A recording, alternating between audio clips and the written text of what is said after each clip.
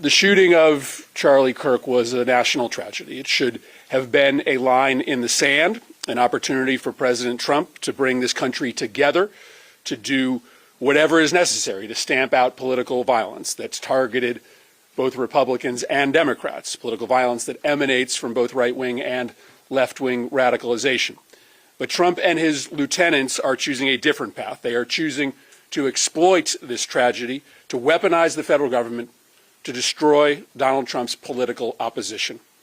They aren't even hiding what they are trying to do. President Trump himself has publicly threatened to arrest members of the Soros family simply for funding groups that oppose his agenda. Laura Loomer, maybe the most influential outside advisor to the White House, called on Trump to be a dictator and lock up and silence his political enemies. And last night, they showed us exactly how serious they are.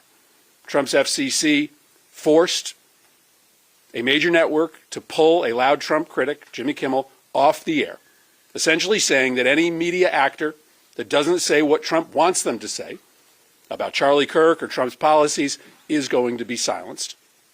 That's censorship. That's state speech control. That's not America. Trump is making it 100% clear that he is going to ramp up his efforts to use the power of the federal government to harass and punish his critics, not because they're supporters of political violence, they are not, but because they have the audacity to openly oppose his policies. This is a standard format for every budding despot. That's why we are going to be introducing, in both the Senate and the House, the No Political Enemies Act. This is legislation that makes sure that the law is on the side of free speech and the right to dissent. Now, I wish this legislation weren't necessary, but it is now. Donald Trump, right now, is instructing his Department of Justice to go on the hunt for his political enemies. Attorney General Bondi has made it clear she is going to arrest people just for speech that she doesn't or the president doesn't agree with. That is bone-chilling. So we need to build new protections in court when a political opponent of the president is targeted by Trump's DOJ or his regulatory regime, simply for political speech. And so the No Political Enemies Act creates a specific defense for those that are being targeted for political reasons. It builds real consequences for government officials when they use the power of the government to target speech that is protected by the First Amendment. And it gives an ability to recover attorney's fees when someone is the subject of government harassment. This is a decision moment for the country. Conservatives who say that they support democracy and free speech need to speak up right now. Our Republican colleagues need to put the health of our democracy before loyalty to their leader. And this legislation, supported by a wide cross-section of free speech advocates and groups all across the country, is a tool for us to rally around. First, let's be very clear. Political violence has no place in America. But let's also be clear. The Trump administration campaign of threats against civil society and free speech, this is an assault on everything this country has stood for since the Constitution's been signed. One of the great hallmarks of our country is free speech, whether you agree or disagree. And this administration is trying to snuff it out. They don't want people to even speak when they don't like what they say. That is the road to autocracy. The U.S. was built on the right to free speech, and some of us might not even agree with the expansive definitions that some of the courts have done on things like Citizens United. But it's a hallmark of America. It's a hallmark of America. And the right to organize, to advocate, to petition your government, those words, no matter what the views are. That's the beating heart of our democracy. And there's an assault on democracy coming out of the White House and their allies. And we see more evidence of it every day. Those who break the law, of course, resort to any source of violence, got to be prosecuted to the fullest extent of the law. But using the tragic death of Charlie Kirk as an excuse to supercharge a political witch hunt against critics is abhorrent, obnoxious, and as un-American as it gets. What happened to Charlie Kirk is of course abhorrent, and even more chilling is that we know all too well it wasn't an isolated incident. But it's repulsive that the Trump administration is perversely using this awful death as a predicate to supercharge their long-standing campaign against political opponents. How low can they go?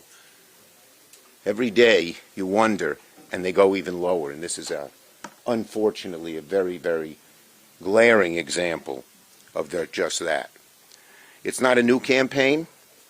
They've been engaged in an ever-escalating campaign to use the mighty power of the federal government to attack civil society. Whether it's Jimmy Kimmel, civil society organizations, or the Trump administration's perceived political enemies, its crusade is unending. And this is one of the saddest parts of all, because of congressional Republicans' obeisance to Trump, it's unchecked, because they are scared to stand up to Trump. Where are they? Where are our Republican colleagues in denouncing this stuff? We don't hear from them. But Democrats will not stand by. We will fight these abuses in the courts, in the court of public opinion, in Congress. So that's why I'm proud to stand with all of my colleagues here today to announce the No Political Enemies Act, legislation to stop the government from being used as a political weapon. The principle is simple. No president, Democrat, Republican, has the right to turn the federal government into an instrument of political revenge. That is what they're doing. That's what autocrats do. It's the kind of thing that Xi would do, that Putin would do. And Trump is doing it. It's disgraceful. So, it's not hard to understand. NOPE Act says the government must not engage in political motivated targeting and retaliation. The threats of political investigations and retaliation from the administration against their perceived political enemies strike at the heart, the beating heart of what this country is all about and has been since the days the farmers on Bunker Hill put down their plows and took up muskets for things like freedom of speech. So, Democrats won't stand for it. We'll fight back. We will defend the freedoms that make America a democracy, not an autocracy. Senator Murphy, it's not only just President Trump who's doing this. There are a lot of your Republican colleagues in the House tried to censure Ilhan Omar last night. They're calling people's employers. How can you not only do protections for people who are targeted by the president, but members of Congress and anybody who's trying to go after and get people fired for their jobs? Yeah, I mean, this is going to be an epidemic where there will be speech control, both in the public sphere but in the private sphere as well. These corporations are so greedy that they are willing to do anything and everything in order to make as much money as possible, including being lieutenants in Donald Trump's effort to try to control political speech. So, listen, we need to be talking not just to President Trump and the broad public, but to the corporate community as well, and put the question to them. You're going to rue this moment. You're going to regret this moment on your deathbed, when America is no longer a democracy anymore, and you were willing participants in the effort to destroy political speech, either by shutting down voices like Jimmy Kimmel that had every right to be able to speak in dissent to the president, or patrolling the speech of your employees who have just as much of a right to express their political opinions as well. So this is a big job, because we have to be speaking to our Republican colleagues to get them to do the right thing. We've got to be talking to the public, but we have to be talking to the corporate community as well.